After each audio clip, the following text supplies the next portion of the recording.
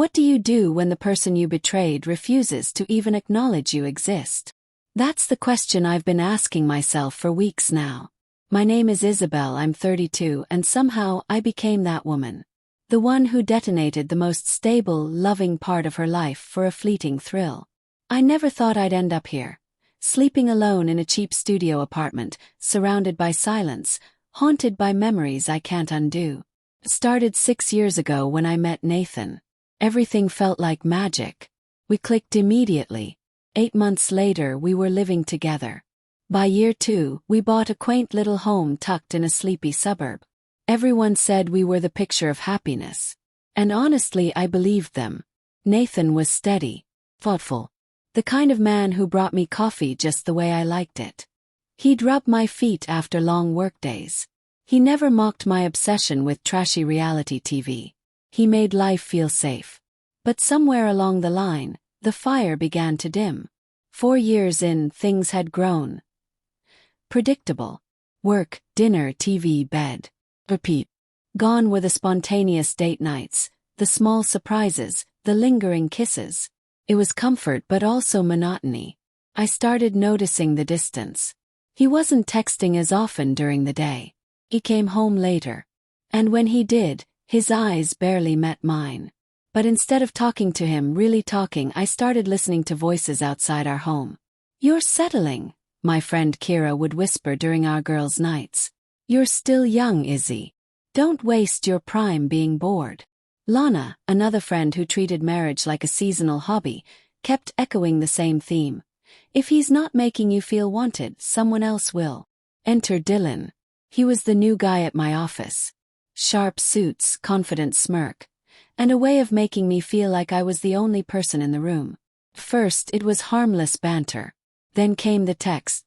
At first about projects. Then about music, weekend plans, childhood wounds. He listened. He laughed. He saw me. I told myself it was just friendly. But deep down I wanted him to see me. I missed feeling attractive, desired, exciting. The first kiss happened after a work happy hour in his car, with music low and lips too close. I went home that night feeling sick, but also more alive than I had in years. The guilt was there, at first. But with every drink, every glance, every night I worked late, it got easier to justify. Nathan was too distracted, too comfortable, too oblivious. And then, I did the unthinkable. Nathan said he had to work late.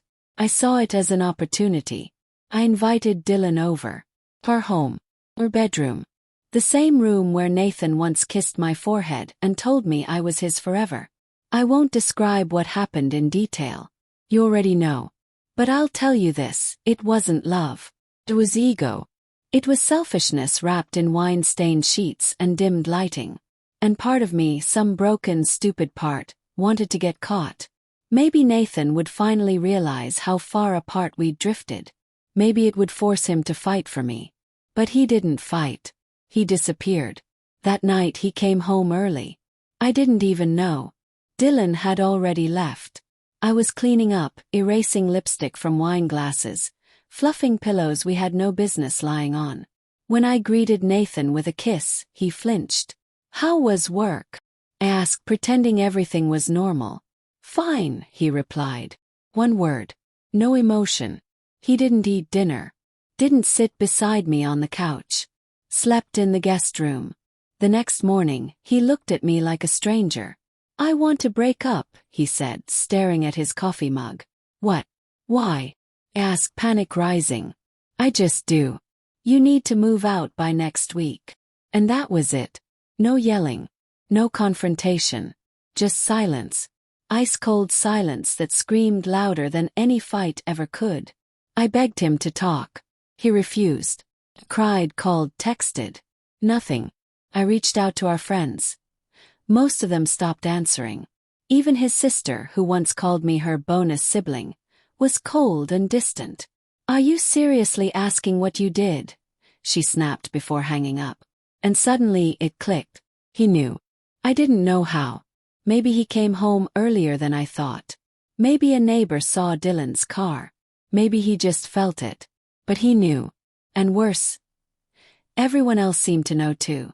The next time I saw Nathan was the day he came to grab the rest of his things. I stayed against his request. I needed to understand. I needed him to say it out loud. And he did. I saw you. In our bed. With him. I tried to speak, but nothing came out. That wasn't a mistake, he said. That was betrayal. Begged. I offered therapy. Apologies. Explanations. You didn't talk to me when you were unhappy, he said, eyes hollow. You just replaced me. And now I'm done. He walked out. Just like that. 6 years. And I was left alone with guilt, shame, and the realization that I had burned down the only person who ever truly loved me. Jake. Yes, Jake now, not Dylan anymore, because even his name began to feel like poison, kept reaching out. Wanting to see me. Start something official. As if we were Romeo and Juliet. I blocked him. Kira, my party girlfriend, let me crash for a few weeks. Even she flinched when I finally admitted the whole truth. You brought him into your house, she whispered. Jesus, Izzy. Eventually, I moved into a studio apartment with peeling paint and paper-thin walls. Took a new job. One that paid less. One where no one knew me or what I'd done. And Nathan. He's thriving. I found out through a mutual friend he got promoted. He's dating someone new. She's beautiful. The kind of woman who probably appreciates the man I carelessly discarded. Sometimes I still reach for my phone, tempted to message him, to apologize again, to ask if we can ever be something. But I don't. 'Cause he was right. He doesn't owe me closure or forgiveness. And I don't deserve it. I lost Nathan. I lost our home. I lost our future. And for what? A brief illusion of being wanted by someone who never really knew me. The worst part isn't the loneliness. It's knowing I chose this. I made this bed. And now I sleep in it alone.